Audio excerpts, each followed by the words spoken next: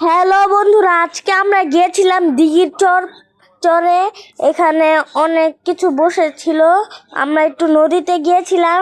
এই যে নদীতে অনেক ঢেউ ছিল, অনেক সুন্দর ভিউ ছিল। এটা হলো দিঘির চরের মসজিদ। এখানে সবাই নামাজ পড়ে আজান দিলে। বিকালবেলার লাল সূর্য উঠেছিল, মানে সূর্যাস্ত হওয়ার সময় লাল হয়ে গেছিল, খুবই সুন্দর ছিল। এখানে অনেক ঢেউ যাচ্ছিল, লঞ্চ ট্রলার এসব যাচ্ছিল, নৌকাও যাচ্ছিল। তখন এখানে ইট ভাটা ছিল। এরপর আমরা খেলাম ডিম কেক, তারপর খেলাম এটা বুটের ছানা ছিল, বুটের ছানা।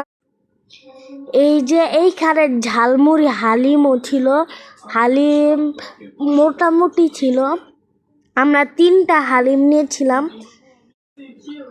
তারপর এখানে অনেক খেলনা ছিল, অনেক খেলনার দোকানও ছিল। এখানে অনেক সুন্দর সুন্দর খেলনা আছে। আজকের জন্য এইটুকু। সবাই লাইক কমেন্ট শেয়ার করে দিবেন। আল্লাহ।